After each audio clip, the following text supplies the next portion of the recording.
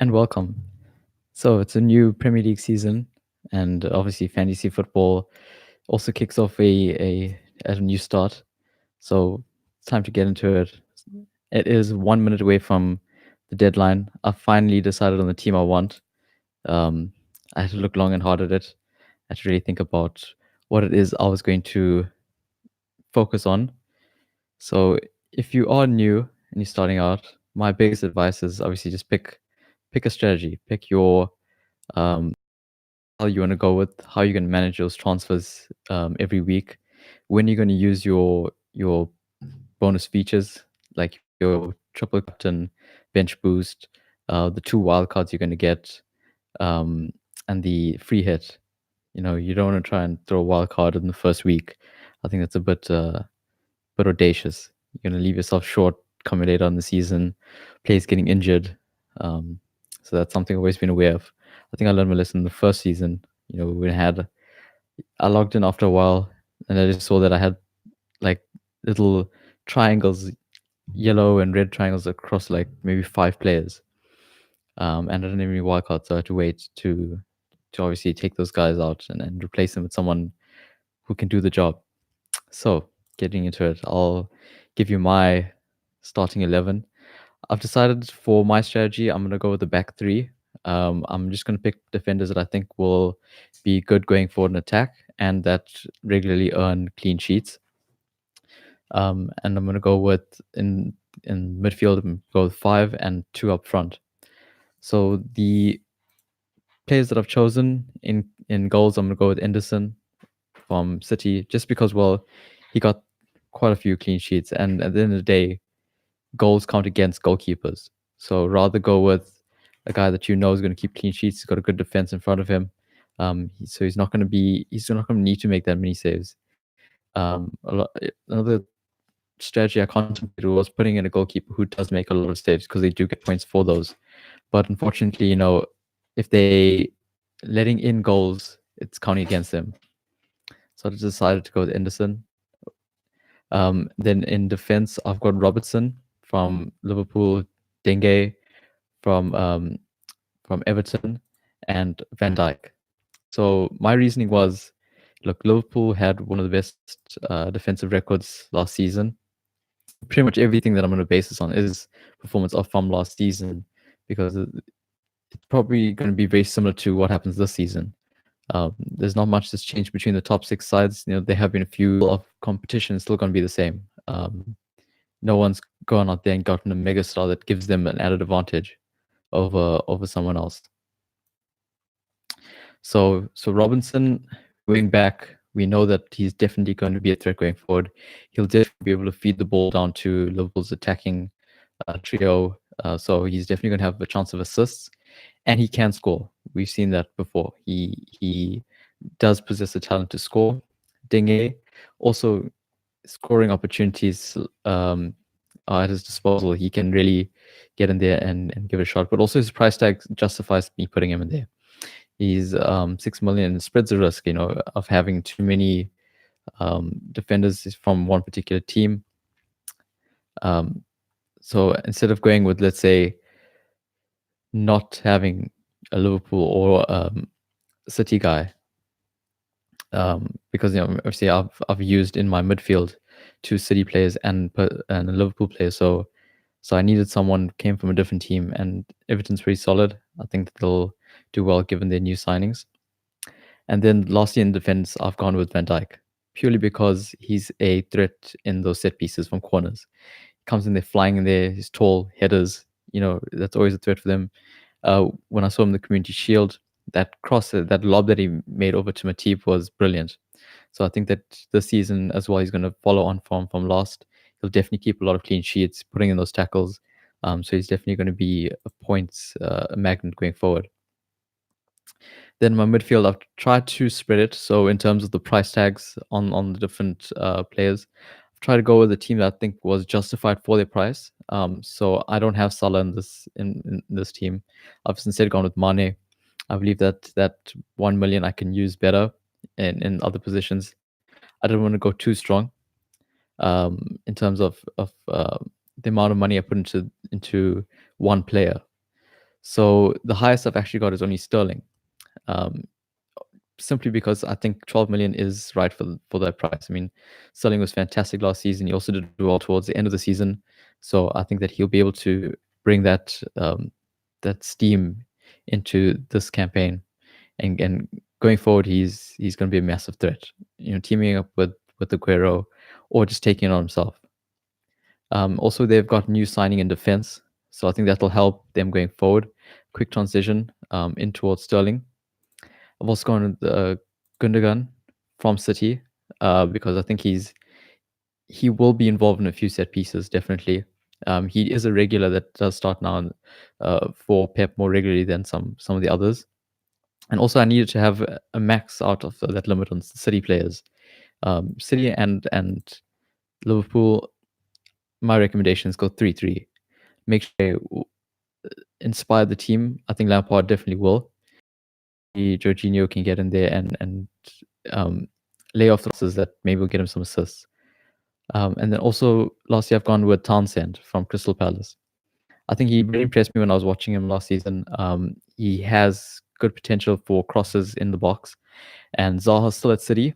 So even though he probably is mad that he didn't get his transfer that he wanted, I think that he will try and prove himself to City this campaign. So he'll definitely try and get in there. And for my attack, I've just what. So it would be pointless to name it that if I didn't have Aubameyang in the squad and his captain. I think yesterday, last season, a lot of people were surprised that Aubameyang was out of the forwards was the highest points earner. Um, he wasn't always consistent. Um, Whenever he didn't score in one game, generally he was going to score two in another. So uh, that's why people, I think, got a bit frustrated that he wasn't consistently scoring. So on my bench, I've decided, the guys on the bench aren't really that important. They almost never going to play, so why spend money there? So I just went to some of the cheaper positions in those categories. So I've got Button from Brighton Hove, just because, well, there's a chance that he could be starting for Brighton. But since he does the bench, it doesn't really matter, even if he doesn't. Then I've also got Kelly from Crystal Palace and Rico, Bournemouth. And lastly, Shane Long. Now, Shane Long probably will start with Southampton, um, especially because they're away to Burnley. So there is a chance he'll start. And if maybe one of the other players in my team doesn't start in the 11, then obviously he would be the one that probably gets subbed in. Although you can never trust the computer to do your subs. I've learned the hard way. The first season, I just decided, all right, after a while, I wasn't really following it. I wasn't doing too well. I didn't understand it, and I kind of left it. So I didn't quite, get very far. And also, sometimes guys wouldn't get subbed in. End up with somebody earning 0, which is a bit deflating. Seeing that. So my prediction for this campaign, or this Premier League season, is really going to be between City and Liverpool again. I don't foresee it changing because of the transfers that have happened. City have improved from last season. I think they've gotten in better players. They have let go of Danilo and brought in that other defender. I forget his name now. João Cancelo. I think that's his head. So I think he'll give them more stability in the back. Even though if they ever needed more, I mean, it's City after all. Then honestly, I don't know who I think would win it out of those two, because I know if I say Liverpool, people are going to lose their shit. So yeah. But I think they are probably more driven for it. I mean, they've just gotten the Champions League, so that's definitely going to give them the belief that they can go out there and get Premier League. So they'll definitely fight hard for it. City might focus more on Champions League because I know they wanted that in their draw. So they might be more tempted to go for that, and they might lose focus on the Premier League. Third, fourth, fifth is going to be very difficult. I definitely think that Arsenal stands a chance of the season of coming third, purely based on the fact that we now have a winger. in Pepe. And a lot of people will be like, "Oh, but it's only it's only the Liga." And well, Pepe only got second most goals to Neymar, um, so he's definitely going to be a attacking threat. Him combined with Lacazette and Aubameyang, I foresee great things in the future. So fourth, I think Chelsea will take fourth. I think they'll have some inspiration given that Lampard's now coaching them. Um, and then fifth, I'll go with Tottenham. I think United will end up sixth again. They only made one transfer, even though it was Maguire. They lack potency in their attack. A lot of times I saw them quite flat. Uh, they don't have, and also they've lost Lukaku to Inter. Even if that is to their detriment, because I mean Lukaku missed a lot of clear-cut opportunities. Um, so I really don't think he's going to be missed from the United lineup.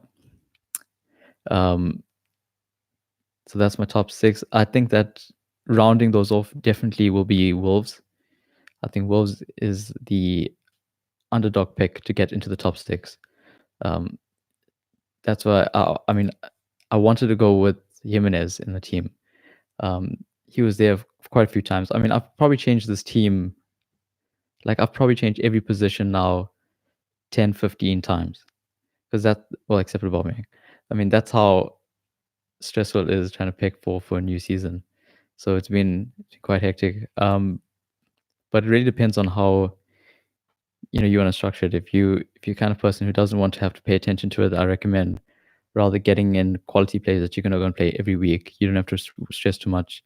Put them in, less chance of them getting injured if they're not the focal point. Less tackles on them, I guess.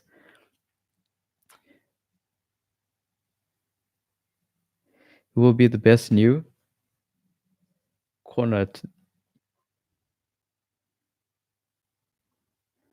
I think some of the best players to watch in this season is definitely going to be Pepe. Who else came in? The Moise Kean in for Everton. I think he'll be quite strong because I mean he's they're also going to have Iwobi there with him, so I think Iwobi might be able to find his killer instincts in Everton better than he did at Arsenal. I think he lost track of what he was trying to do in the final third. So when he combines and manages to lay it off to Keane, I think Keane can convert. So I'm really looking forward to seeing him in it. I think Tielemans from his Leicester is also quite underrated. I think he signed a new contract now. He's there. He's staying, I think, 40 million. So it's going to be interesting to see him, how he performs. I was quite impressed with him last season. I think he did well. So for this season, I'm hoping that I can really improve on my standings from last. I think last time I got 1,900 points, hoping to break at 2,000 this time. So 200. Oh, sorry, no, 2,000. My bad. So yeah, it's gonna be an interesting season. It'll probably be more goals than the last because I mean some of the attacks going forward is gonna be incredible. So yeah, if you post it in the comment section, let me know what you think on the top six. Who's gonna finish where? Who the high strike will be? I still think Aubameyang will come out on top. I think Salah, obviously, every season Salah's going to be there. Liverpool are doing very well. They're riding a very, very good wave.